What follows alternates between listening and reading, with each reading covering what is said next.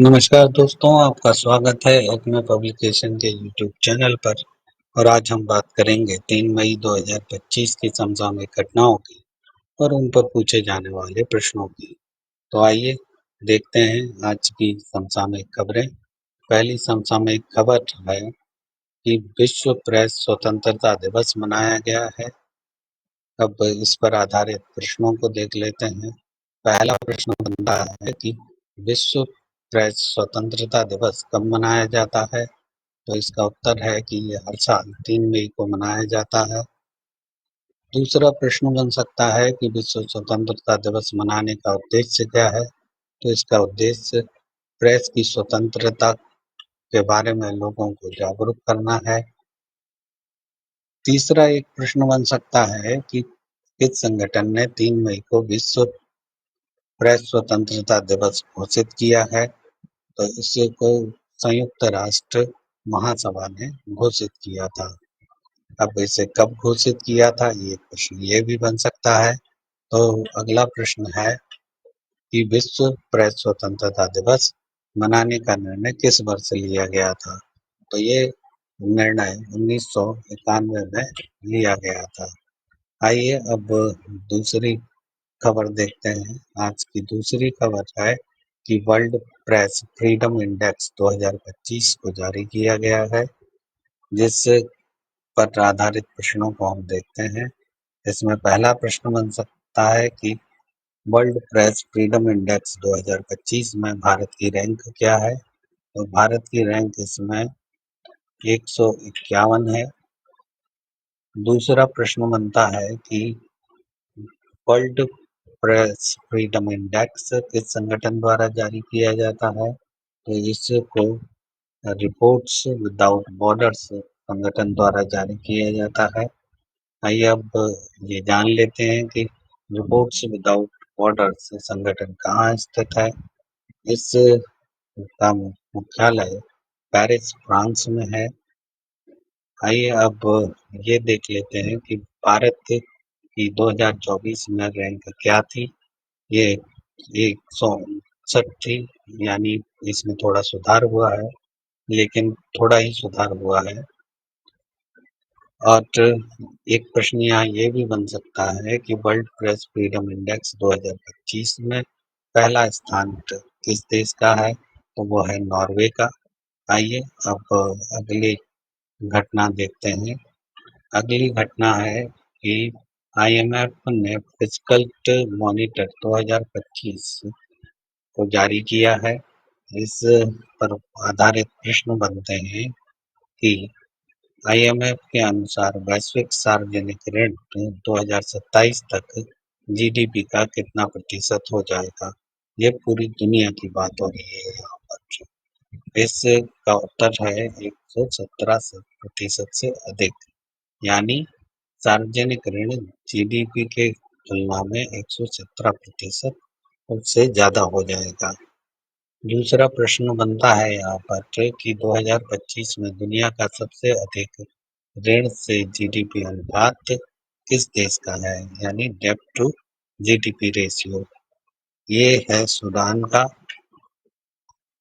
और इसके सूडान के इस स्थान पर होने का कारण क्या है, इस पर भी प्रश्न बन सकता है। तो यह है कि सूडान का ऋण संकट किस कारण हुआ है?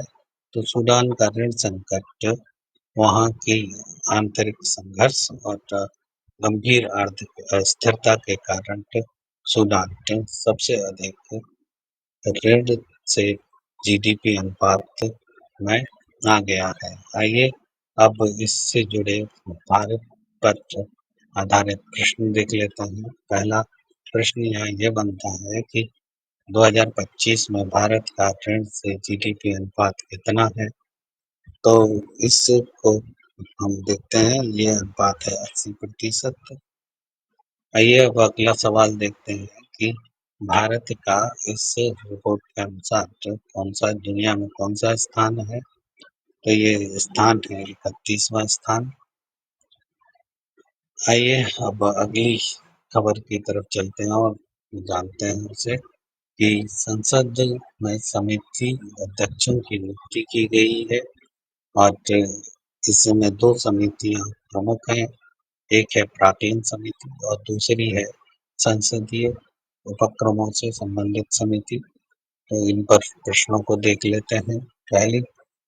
पहला प्रश्न है कि सार्वजनिक उपक्रमों संबंधी समिति का अध्यक्ष किसे नियुक्त किया गया है? तो ये नियुक्त किया गया है बैजयंत पांडा को। दूसरा प्रश्न ये बनता है कि संसदीय प्राक्कलन समिति का अध्यक्ष किसे नियुक्त किया गया है? तो प्राक्कलन समिति का अध्यक्ष संजय जायसवाल को किया गया है।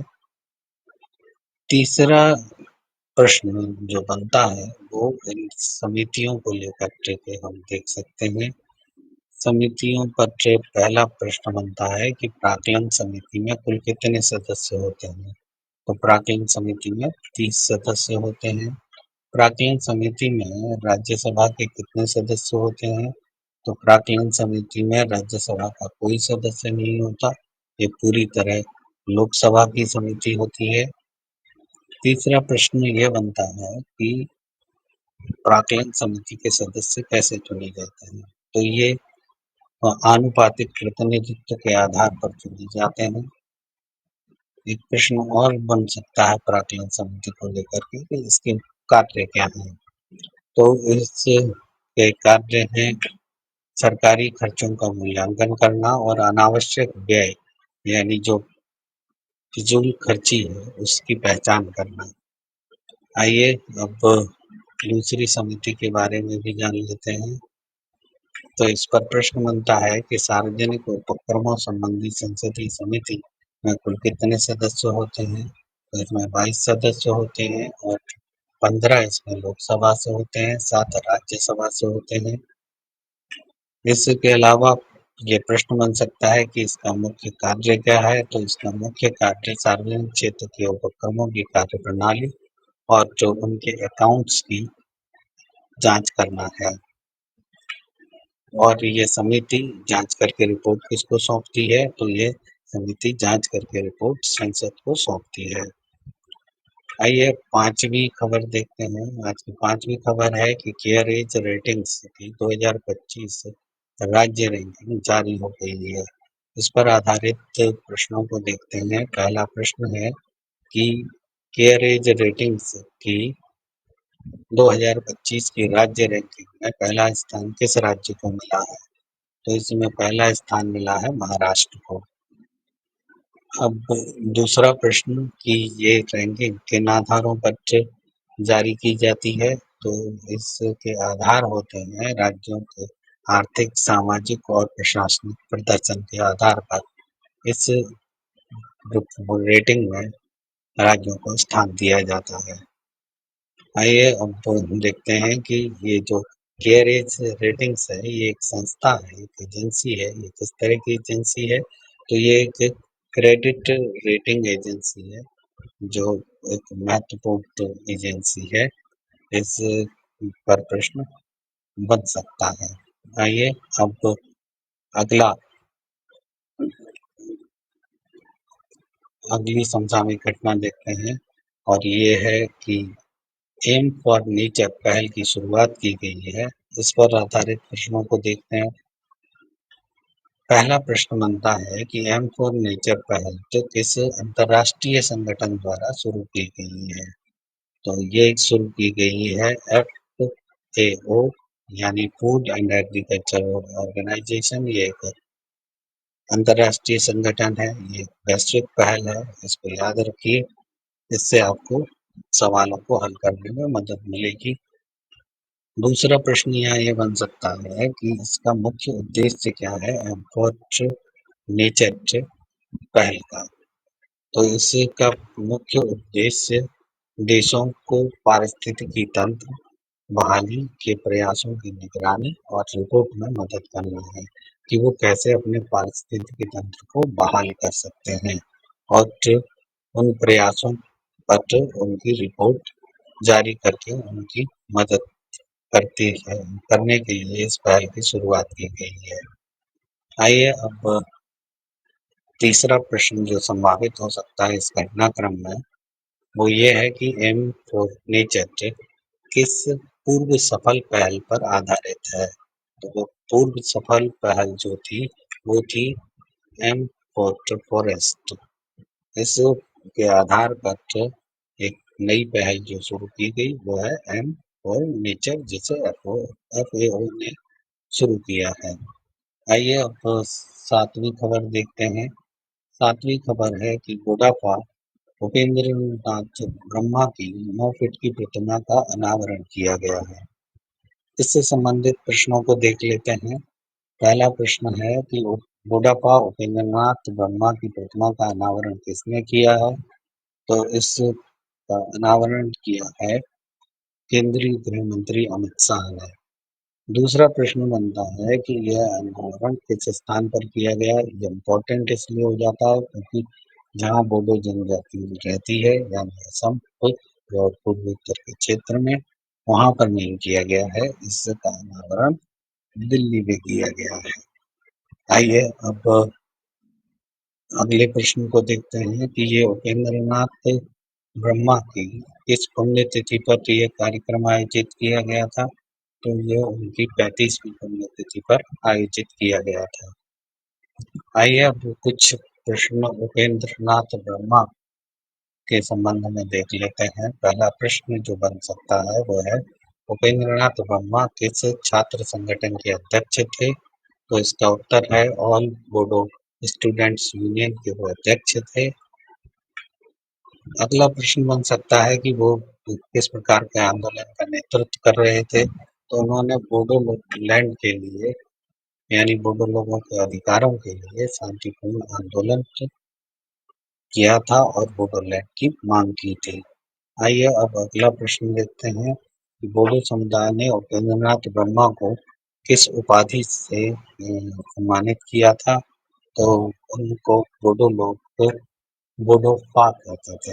अब तो प्रश्न उठता है कि बोडोफा का क्या अर्थ होता है? तो बोडोफा का अर्थ है बोडो लोगों के पिता। आइए अब 8वीं खबर देखते हैं। 8वीं खबर है कि विश्व पुलिस शिखर सम्मेलन 2025 का आयोजन किया जाएगा। इस पर आधारित प्रश्नों को देख लेते हैं कि विश्व पुलिस शिखर सम्मेलन 2025 कब आयोजित होगा? तो ये 13 मई से 15 मई तक आयोजित किया जाएगा। अब प्रश्न ये है कि ये कहाँ आयोजित किया जाएगा? तो इसका उत्तर है दुबई में। इसका मुख्य फोकस क्या होगा? तो इसका मुख्य फोकस होगा पुलिसिंग में इनोवेशन और नेतृत्व। आइए अब अगले घटनाक्रम की ओर बढ़ते हैं। अगली खबर है कि एक पुस्तक है चुनौतियां मुझे पसंद है, जिसे लॉन्च किया गया है। इस पर आधारित प्रश्नों को देख लेते हैं। पहला प्रश्न ये बनता है कि किताब चुनौतियां मुझे पसंद है किसके जीवन पर आधारित है? तो यह आनंदीबेन पटेल के जीवन पर आधारित है। इसे किसने लॉन्च किया है? तो इस पुस्तक का विमोचन उपराष्ट्रपति जगदीप धनखड़ ने किया है। इस आनंदीबेन पटेल कौन है या किस राज्य की राज्यपाल हैं? तो वे वर्तमान में उत्तर प्रदेश की राज्यपाल है। आइए अब कुछ अन्य खबरों को भी देख लेते हैं जो इम्पोर्टेंट हैं, जिन पर प्रश्न बन सकता है तो और जिन्हें जान लेना चाहिए।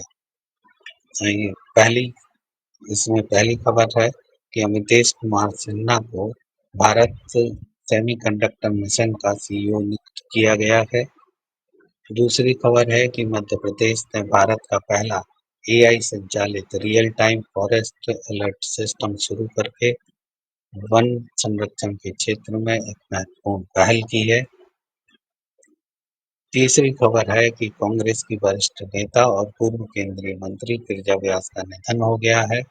वो आरती करते समय झुलस गई थी और जो इसी के कारण उनका निधन हुआ है।